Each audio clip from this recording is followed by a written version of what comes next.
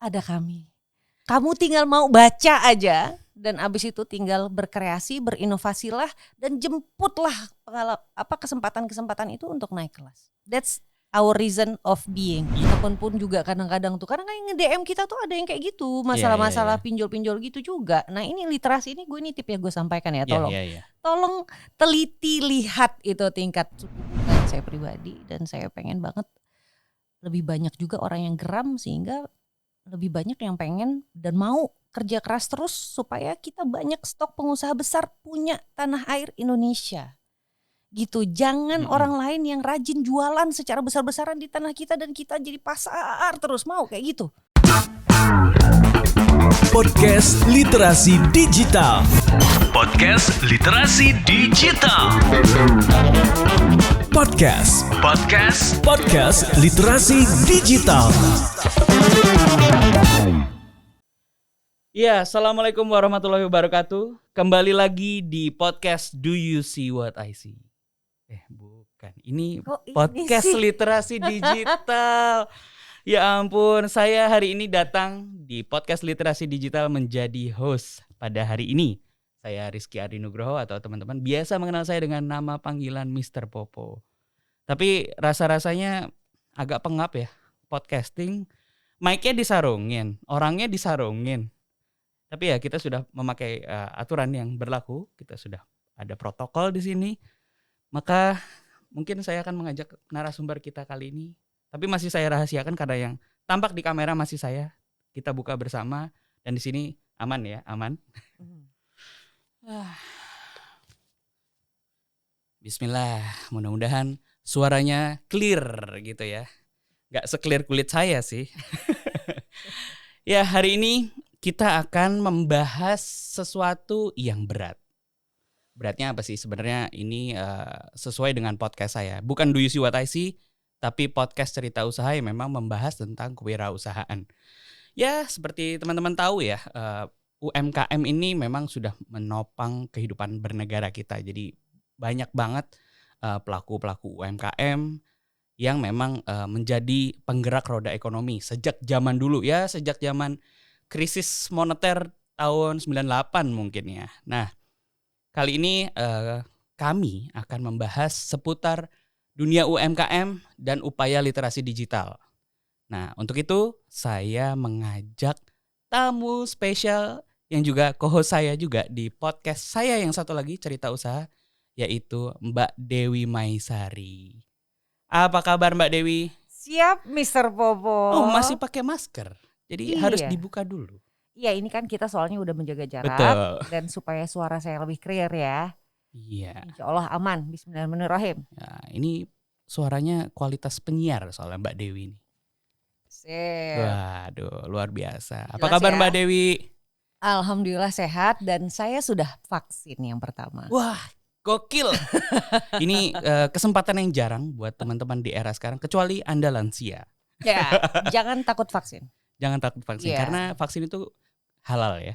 Halal. Karena yang jadi pertimbangan tuh kemarin emang halal haramnya juga ya, salah satunya. Itu cuma salah satu dari banyak faktor. Dari banyak faktor yang dan jangan lupa loh teman-teman, babi aja bisa jadi halal ketika gitu loh, ketika kondisi memang mengharuskan urgent. Nah, soal ini urgent atau enggak itu bukan ininya saya, bukan keahlian saya, tapi maksud saya dalam hal vaksin kita tuh punya punya kepentingan yang lebih besar gitu loh untuk menghasilkan kekebalan kemaslahatan umat. Iya, kemaslahatan nyawa umat. juga. Kita mesti membantu pemerintah lah kalau untuk soal vaksin ini. Kita agar cepat mencapai kekebalan komunitas. Nah, nanti saya soalnya kangen balik lagi ke mall setiap hari, terus ke pasar tradisional, menyapa UMKM dimanapun dia berada. Dan ini yang paling kita kangenin ya, Mbak Dewi. Iya. Ngobrol langsung. Karena selama pandemi kemarin kita ngobrol tuh ya lewat online. Ini aku kangen. Tapi tetap aja nggak bisa selepas kangen dulu, karena kalau dulu bikin podcast sama kamu kan aku bisa toyor-toyoran. Terus nggak perlu jaraknya jauh banget kayak begini. Tapi demi protokol gitu ya. Ayo kita ikutin deh gitu. Betul. Jadi kita sini sudah mematuhi semua protokol, jadi kita langsung melakukan kegiatan ngobrol-ngobrol ini yang akan kita membahas UMKM di dunia dan literasi digital ya. Ya, terkait dengan Siap. Perkenalan dulu. Siap. Saya ingin memperkenalkan sebenarnya. Saya kenal Mbak Dewi itu sebenarnya dari tahun 2008. Yes. Dan beliau inilah yang mementori saya ketika saya masih anak bau kencur baru lulus kuliah gitu ya. Ketemu dengan Mbak Dewi dalam sebuah event bisnis startup gitu ya, bisnis startup award yang waktu itu ya saya salah satu dari finalis di sana. Pemenang juga salah kamu satu itu. pemenang dan merendah dia ini. Berkenalan dengan Mbak Dewi yang saya nggak tahu ternyata makin kesini tuh makin menjadi-jadi. Beliau adalah founder dari UKM Indonesia.org ya. .org, tapi kalau itu diklik langsung sekarang pindah ke ukmindonesia.id. Nah, sama aja dua-duanya punya saya. Track recordnya emang kayak pemain bola dari kecil udah main di dunia UKM gitu ya. Ceritain dulu Mbak Dewi. Kok bisa masuk ke dunia ini? Kenapa cinta membantu teman-teman yang struggling seperti saya dulu gitu ya? Dari yang wah ini meraba-raba sampai terakhir tuh kan sampai ngurusin kayak gimana sih teman-teman bisa ekspor, bisa naik kelas. Nah ini slogannya penting banget nih. Semua UKM harus naik kelas. Nah itu dia berat kan. Nah itu ceritain awalnya gimana sih Mbak Dewi? Latar belakangnya apa yang membawa Mbak Dewi sampai sekarang? Oke, latar belakangnya sederhana.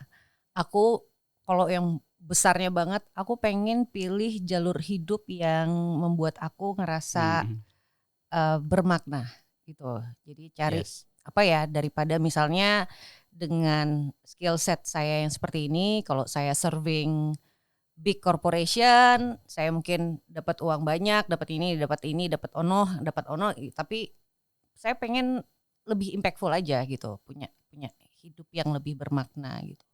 Sehingga pada suatu ketika ada tawaran menjadi pengasuhnya Popo waktu itu tahun 2008 menggarap sebuah program kewirausahaan.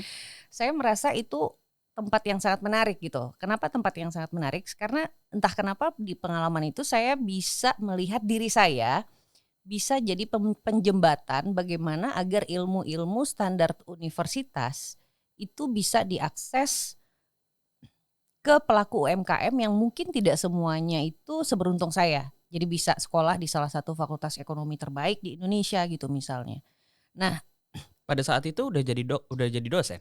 Asisten dosen waktu itu. Oh, waktu 2008 masih jadi asisten dosen. Nah, tapi di situ aku ngerasa, wah ini kalau misalnya Popo kecil waktu ini, waktu dulu gitu ya, bisa jadi saya bisa bantu dia membesar, kemudian dia bisa ciptain karyawan kamu udah berapa sekarang? Banyak karyawan kamu.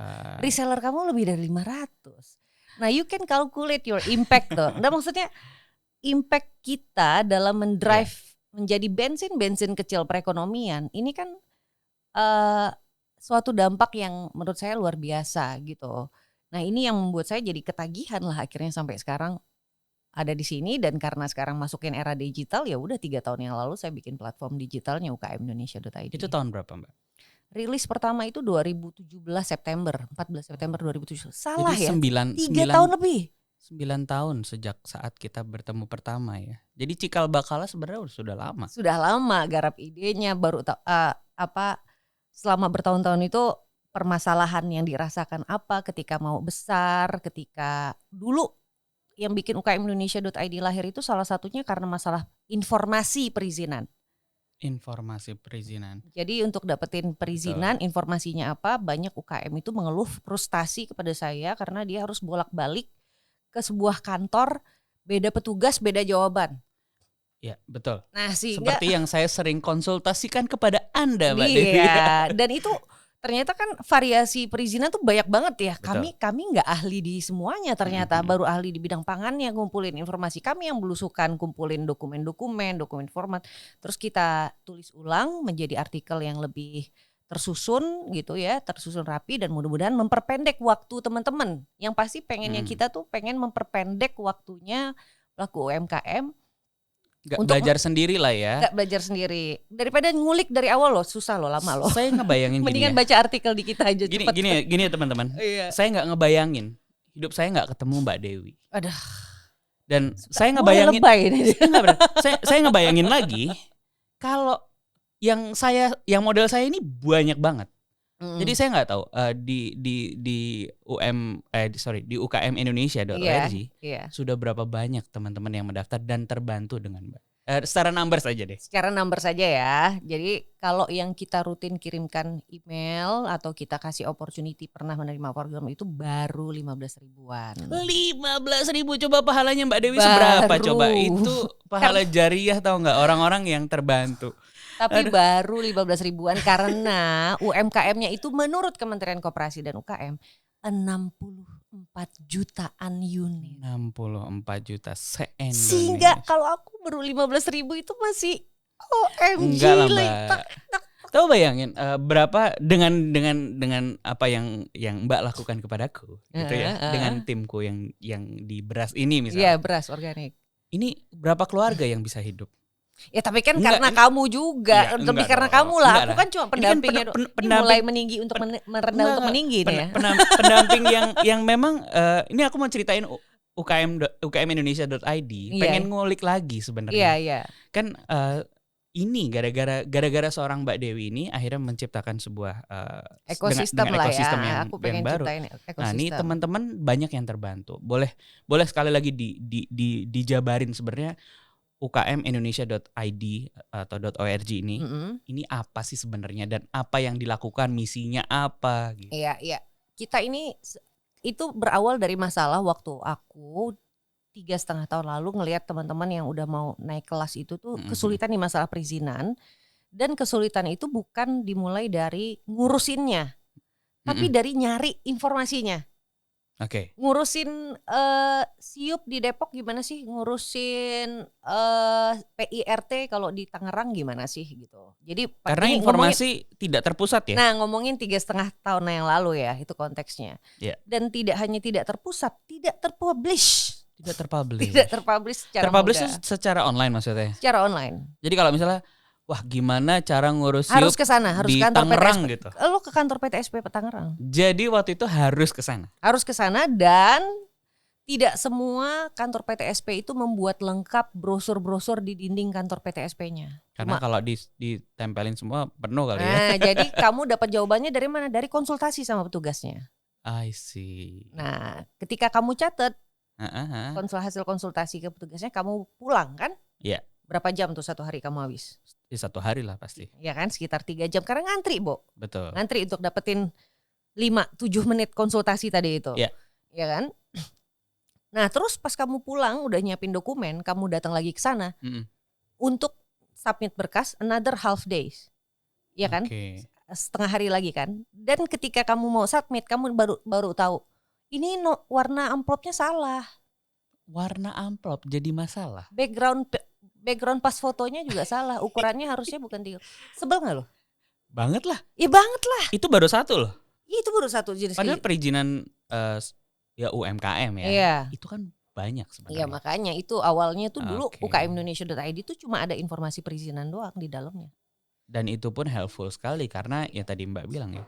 Gak Iya. tertulis dimanapun. Di prasasti di masing-masing kantor kan. Jadi dulu itu tim aku lah yang melakukan itu, yang ngantri, yang nanya-nanya, yang nah tapi hasilnya kita tulis, kita publish langsung ke jadi bukan minta website. Mentahnya ya.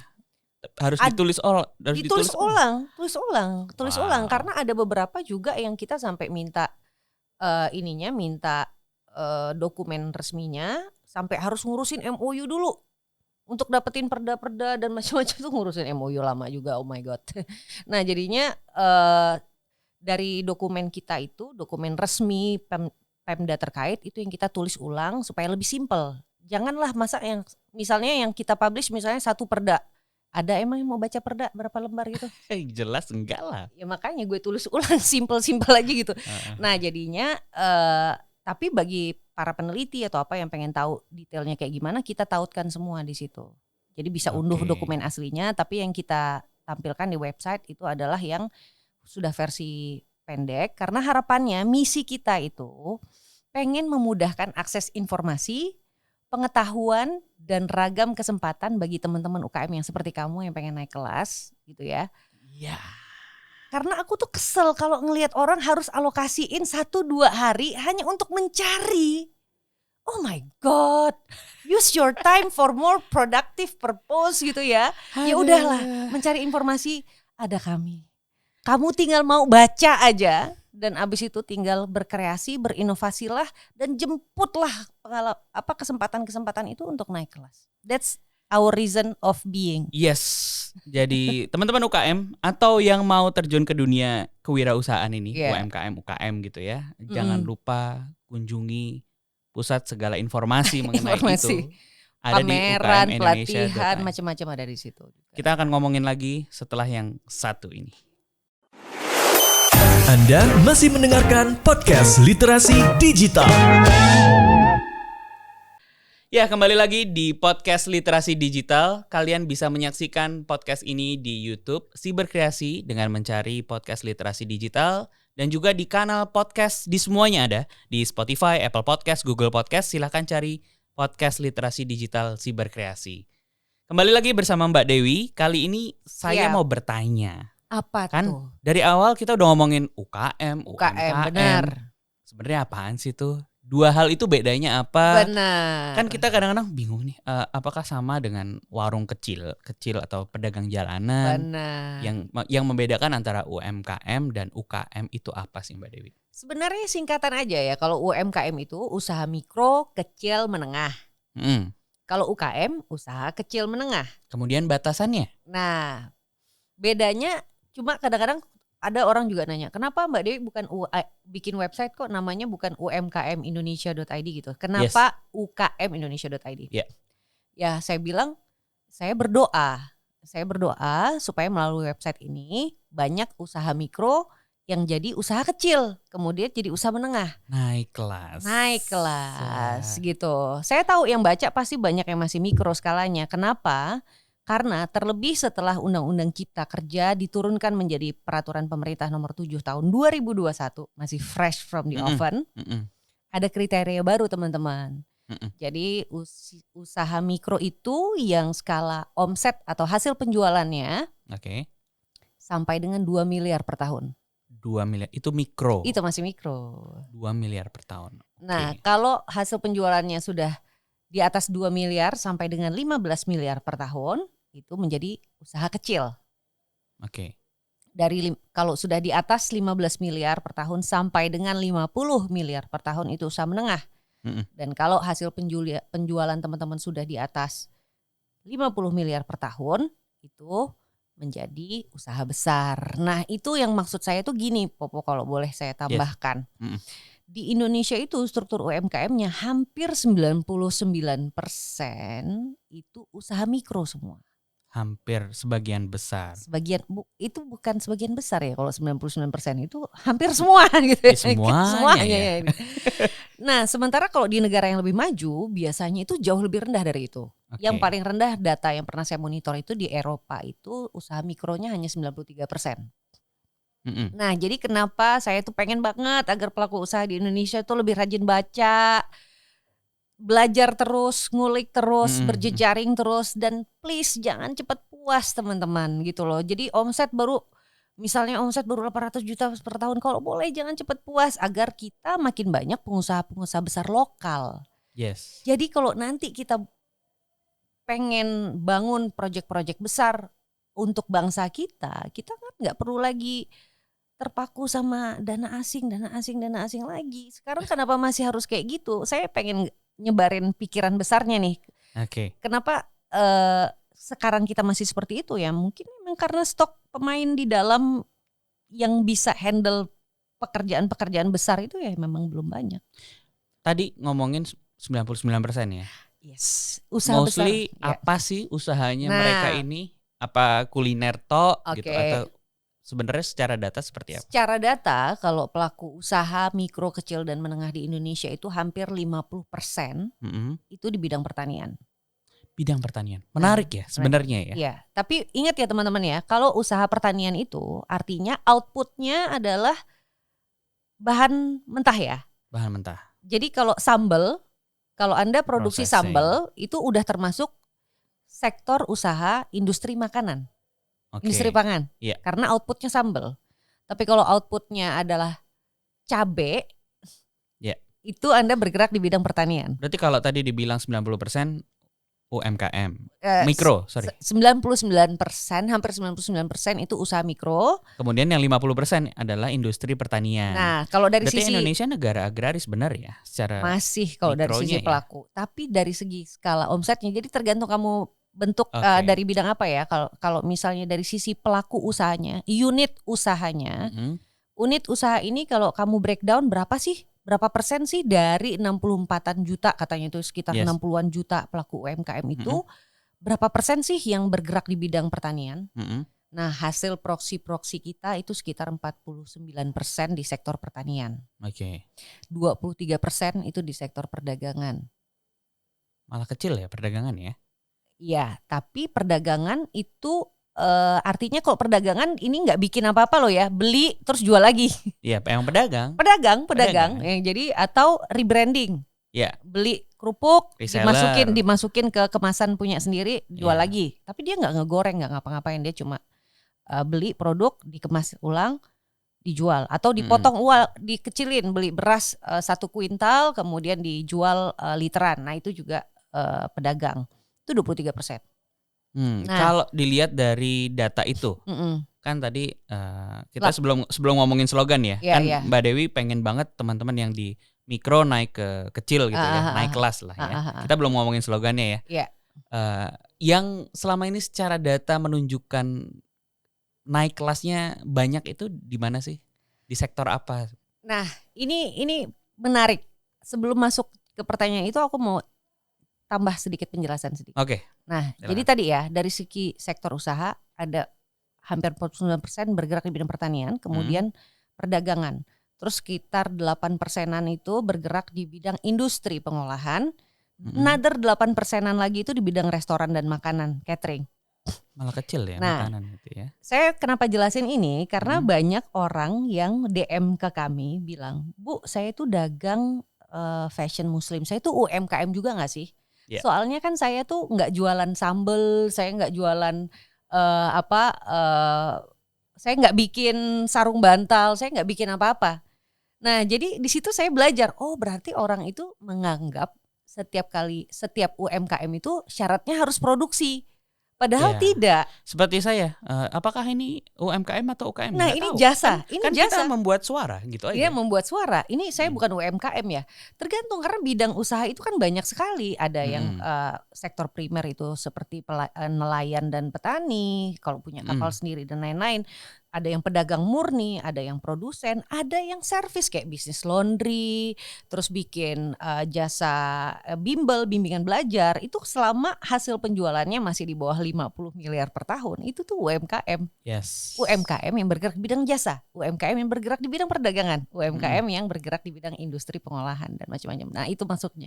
Nah, yang sekarang naik apa? Pasti banyak penasaran kayak gitu ya. Penasaran. Supaya kan kelihatan nih, saya mau terjun ke dunia kewirausahaan. Iya. Sebenarnya yang potensial berkembang secara marketnya, secara teman-teman yang mungkin secara akses macam-macam ya, baik pinjaman keuangan, terus potensi marketnya bagus. Itu di sektor apa sih dari UMKM yang banyak seringkali naik kelas? Aku ada 3 poin jawaban terkait ini. Oke. Pertama adalah sektor-sektor yang menawarkan, bukan memproduksi ya. Saya bilang pokoknya sektor-sektor yang menawarkan solusi seputar kepraktisan, kesehatan, dan higienitas. Kepraktisan, dan kesehatan. Contoh produknya apa sih yang kayak gini? Contohnya ayam ungkep frozen. Wow, menarik. Contoh ya. Kenapa? Kok itu lebih menarik daripada beli makanan jadi yang macam-macam lah, saya nggak mau sebut merek dan lain-lain. Karena dia tanpa pengawet, cuma disimpan di freezer, tapi tetap praktis dan tetap bumbu tradisional, ya kan? Bagi emak-emak kayak saya jelas itu solusi, ya kan? Saya nggak perlu ngulek bumbu macam-macam, tinggal beli, dikirim. Ketika saya mau makan itu, saya tinggal goreng dulu. Fresh, tetap renyah, tetap baru, dan tetap panas di mulut saya. Ya, nggak repot lah ya. Pokoknya tinggal praktis. Tinggal beli, simpen, masak gitu. Nah, masak makan. gitu.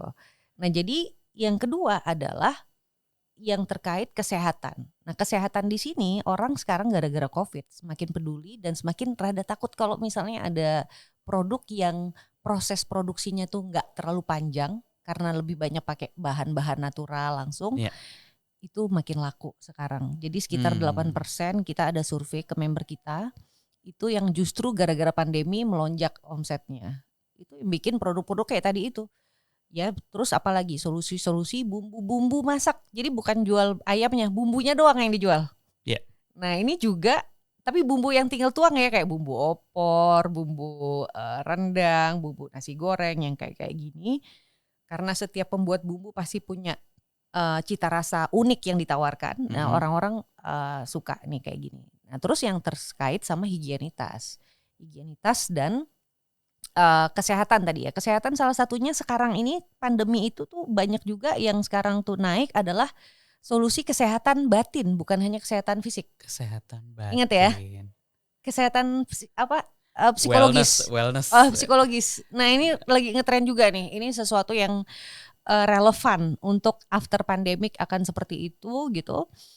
Dan yang pasti dari semua yang memproduksi produk-produk praktis, sehat, back to nature dan bagus untuk batin ini gitu ya. Bagus untuk batin. Contohnya itu sederhana produk seperti sprayer bantal. Iya. Jadi itu produk member kita yang laku banget itu sesederhana sprayer bantal. Jadi dia tuh aromaterapi gitu dari bau-bau daun sereh. Pokoknya yang natural banget. Kalau aku udah kebayang iklannya karena aku make ya. Jadi pas aku tuh semprot terus aku baring, gue berasa di hutan, gue kayak langsung berasa di hutan tropis gitu.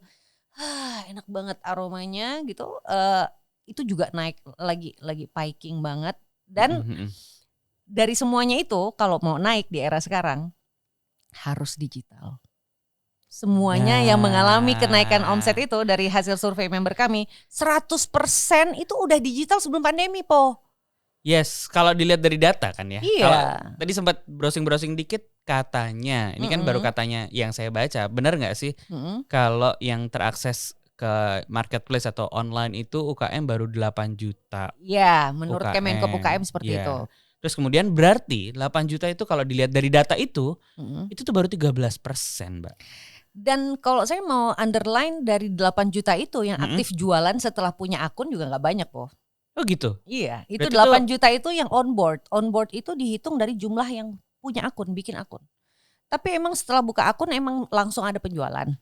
Kan gak mungkin. Ya, masih banyak. Harus ada upload foto, betul. Bikin deskripsi yang bagus, promosi dan jadi lain-lain. masih sedikit sebenarnya ya. 4-10% doang yang aktif berjualan setelah itu.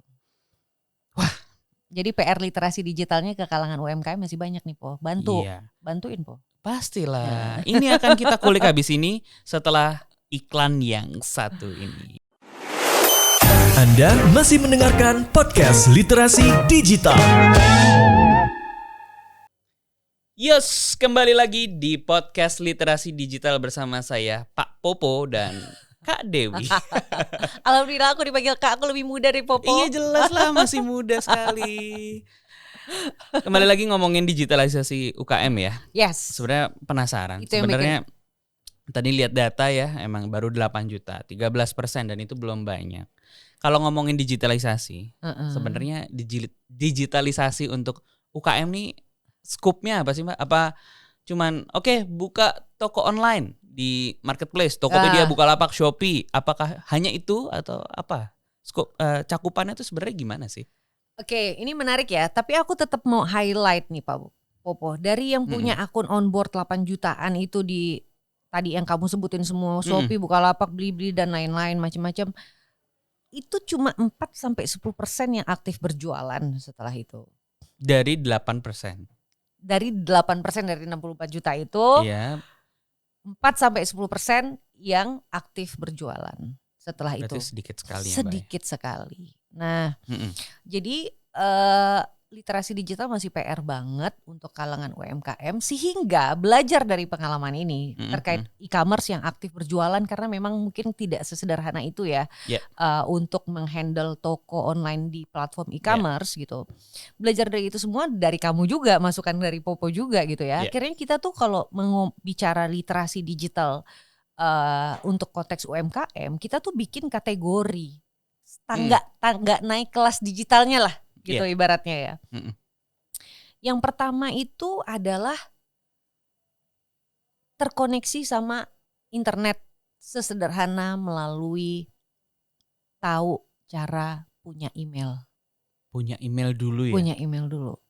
Karena kalau tidak dipungkiri ya, kalau ya saya pernah jalan-jalan ke beberapa kota ngelakuin workshop ya. Di kota-kota kecil aja semua orang tuh udah pegang smartphone. Iya. Tapi ada push mailnya nggak di handphone? Diaktifin nggak?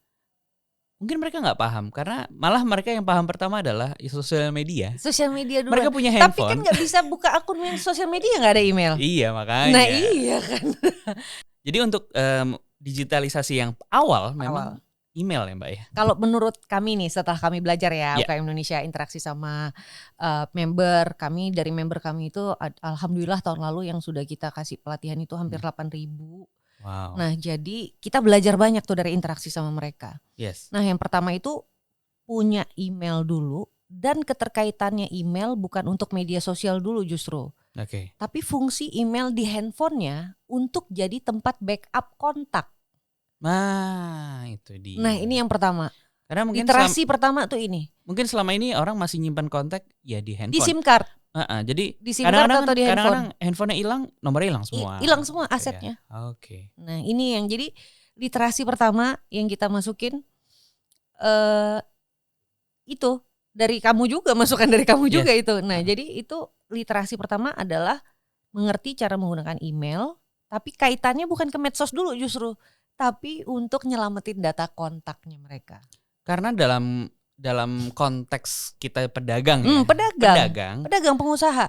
Kontak itu kan artinya jaringan orang yang bisa kita jualkan produk gitu ya. Masa SIM card lo ganti, kontak ikut ganti? Iya. Ya kan nggak bisa kayak gitu betul, ya kan. Betul. Nah ini pertama satu. Oke. Nah yang kedua itu chat commerce. Chat commerce. Ya, chat commerce atau istilah barunya itu C-commerce. Oke. Jadi ini yang baru saya dapat dari Facebook Summit tahun lalu. Oke. Ternyata bukan di Indonesia doang yang suka dagang pakai WA atau pakai chat-chatan itu di DM. Ya karena kan itu jalur komunikasi paling mudah, bukan? Iya. Gitu kan? Di hampir seluruh ASEAN, orang Vietnam juga suka begono. Orang Vietnam, Malaysia, apa segala. Males ke e-commerce. Kalau gue udah tahu lu jualan beras, mendingan gue japri lu langsung. Iya, benar. Terus gue transfer langsung ke lu. Udah gue transfer ya bro. Gitu kan? Lu langsung urus kirim. That's why kita harus memilih platform yang paling banyak digunakan juga. Yes. Sometimes ya mungkin kita harus pakai semua. Ada WhatsApp, ada Telegram, ada Line, iya. Ada Facebook chat ya Pak, Messenger. Gitu ya. Nah iya jadi chat commerce kita nyebutnya. Namanya semua itu chat commerce. Chat commerce. Nah setelah chat commerce, ngerasa wah udah banyak nih yang tahu kontak gue, tahu gue jualan beras lah. Mungkin gue harus tambah promote diri gue lagi gitu. Baru masuk ke promosi jaringan media sosial. Sosial media dulu. Media sosial dulu. Terakhir justru baru e-commerce. Karena sosial media itu juga kita punya teman-teman di sana ya. Jadi artinya kita berjualan dulu di lingkungan terdekat. Di situ. Jadi dari lingkungan terdekat dan mudah ditemukan dan mudah di-refer orang. Mudah di-refer orang. Jadi misalnya dari chat commerce kita nih, sebenarnya udah ada yang nanyain gue loh tentang beras organik tuh, tapi gue bingung forward gitu ya? Lu apa? Masa gue forward kontak lu doang, kan mereka penasaran profil lu kayak apa. Ya udah bikin profil sesederhana, pakai media sosial paling sederhana atau website paling sederhana, Google My Business, Instagram, Facebook yang paling banyak penggunanya di Indonesia. Udah. Jadi besok-besok kalau orang mau nge-refer bisnis kita dan pengen kepoin bisnis kita dari orang lain, dia bisa, orang lain jadi bisa share profil media sosial kita aja atau Google My Business kita aja. Itu sesederhana itu.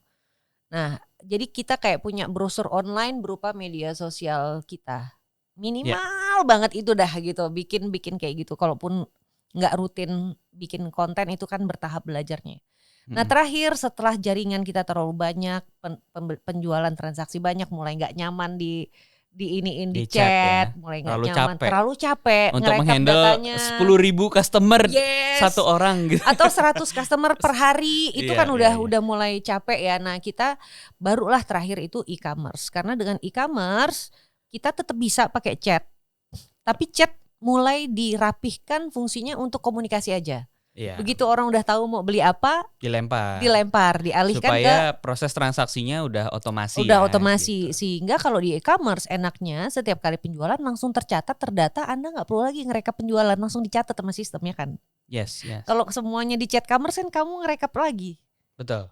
Paling nggak mulai kalaupun udah transfer mutasi rekeningnya udah rapi ya paling nggak tetap harus direkap dari rekening, data rekening. Tapi sementara kalau di e-commerce rekap data yang kamu dapat udah per varian produk, udah per macam-macam kan, udah rapi kan. Iya betul. Abis itu mau ke bank juga gampang jadinya bro.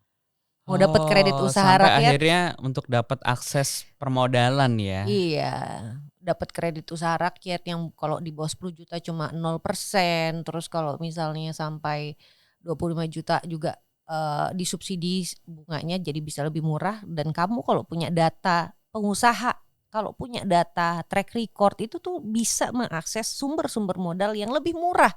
Ngapain ke pinjol yang satu, sorry ya, pinjol itu ada yang 0,1% satu malam. Gila. Aduh. Cobalah tolonglah teman-teman pun juga kadang-kadang tuh. Karena kan nge-DM kita tuh ada yang kayak gitu. Masalah-masalah pinjol-pinjol gitu juga. Nah ini literasi ini tip ya gue sampaikan ya. Tolong teliti lihat itu tingkat suku bunganya itu. Per hari kadang-kadang diingat yang dilihat tuh cuma 0,1%-nya. Dipikir murah. Karena dipikir cuman ya. 0,1%. Tapi dia kagak lihat per harinya.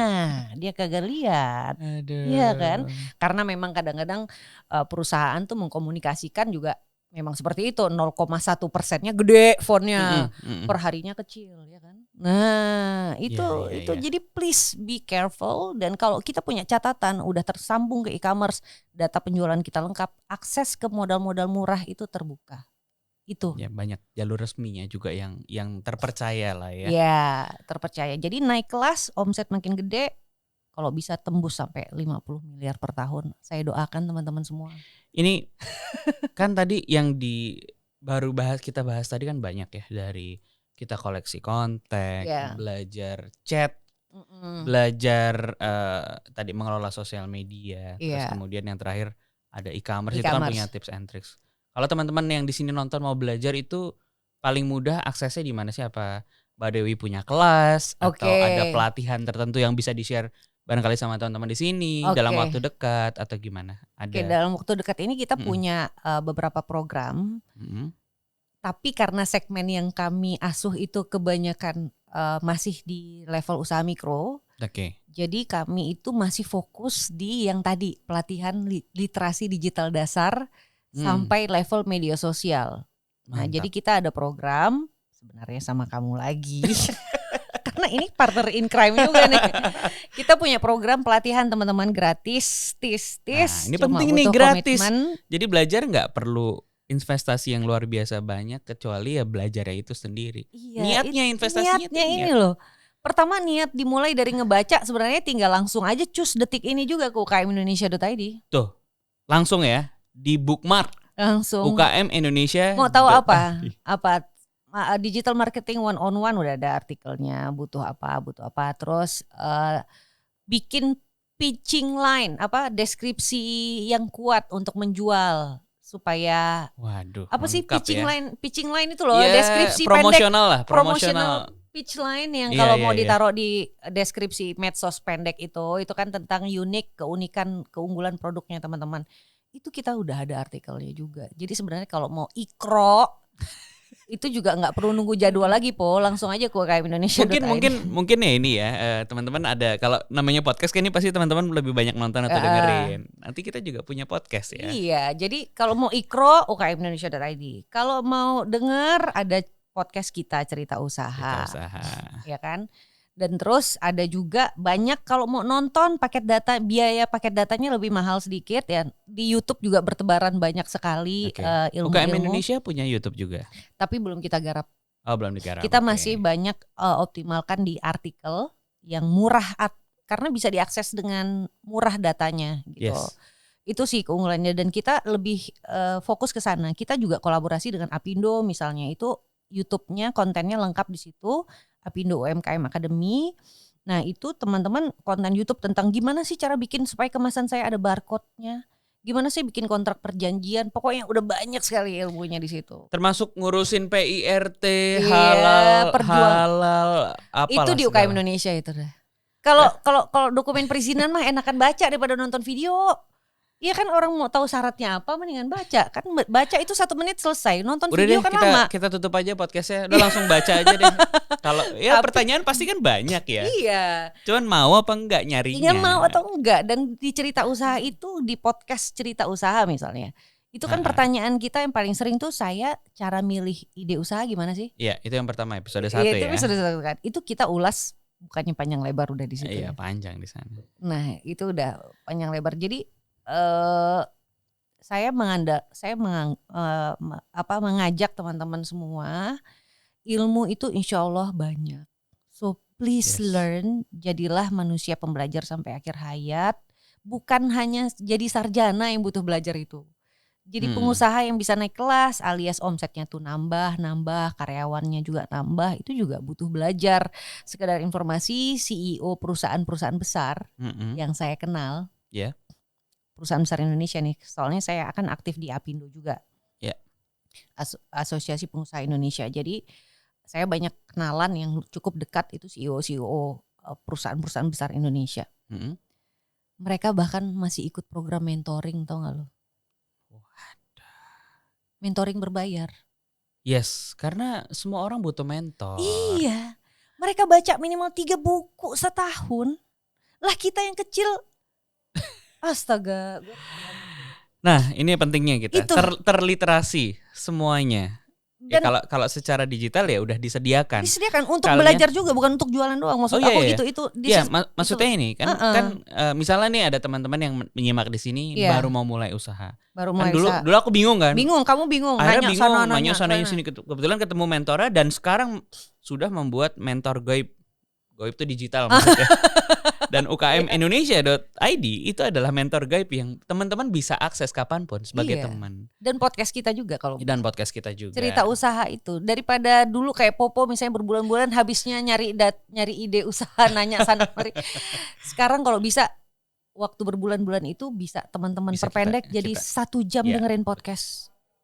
Cerita usaha. Dan insya Allah akan kita sambung lagi di episode yang baru lagi nanti ya. Iya gitu. Itu sih. Jadi saya sangat mendorong sebelum usaha, bukan hanya orientasi kata belajar itu jangan hanya diasosiasikan untuk menjadi sarjana atau untuk tes PNS atau untuk tes untuk dapat kerja gitu. Yes. Makanya di UKM Indonesia di Instagramnya kita tuh sekarang aku lagi promote sebuah tagar namanya UKM Belajar.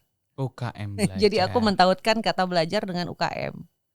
Ya, karena memang ya belajar never ending ya. Never ending. And what's your profession is Yes. even as a sebagai parent juga kita belajar kan gitu. Sebagai penutup kita tahu, ya saya udah tahu ya, mungkin teman-teman belum tahu bahwa slogannya UKM Indonesia itu adalah saatnya UKM naik kelas. Iya. Bisa dijelaskan sedikit aja sebelum kita tutup. Ya itu harapan saya supaya yang 99% usaha mikro itu berkurang. Yes. Jadi usaha kecilnya lebih banyak, usaha menengahnya lebih banyak, apalagi usaha besarnya. Kegeraman saya pribadi adalah rasio usaha besar dengan total unit usaha di Indonesia itu hanya 1/10.000. Jadi dari 10.000 unit 10.000. bisnis atau unit usaha, cuma 1 yang gede. Sementara di luar negara-negara yang lebih maju itu rasionya bisa 3/100. Kita tuh cuma 1 dari 10.000 usaha besar. Ini kegeraman saya pribadi dan saya pengen banget lebih banyak juga orang yang geram sehingga lebih banyak yang pengen dan mau kerja keras terus supaya kita banyak stok pengusaha besar punya tanah air Indonesia. Gitu, jangan orang lain yang rajin jualan secara besar-besaran di tanah kita dan kita jadi pasar terus, mau kayak gitu. Barang impor marah-marah doang, ya nggak bisa gitulah. Kita lah yang bikin produk-produk itu yang lebih berkualitas juga sehingga mau barang impor masuk seperti apapun karena barang kita memang bagus. Ya mereka nggak laku sendiri karena Betul. pasar kita. Itu spirit yang saatnya UKM naik kelas tuh, itu maksudnya Popo. What to do? UKM belajar. Ya jangan bengong aja kan gitu, berharap pesugihan kaya gitu, enggak lah. Nah itu ya, jadi kita tutup hari ini. Terima kasih banyak Mbak Dewi. Message-nya sudah sangat strong. Saatnya UKM Indonesia naik kelas. Betul. Dengan cara apa? dengan cara tagarnya tadi UKM Belajar. Sampai jumpa di podcast literasi digital selanjutnya. Terima kasih Mbak Dewi. Sukses terus. Assalamualaikum warahmatullahi wabarakatuh. Podcast Literasi Digital. Podcast Literasi Digital. Podcast Literasi Digital.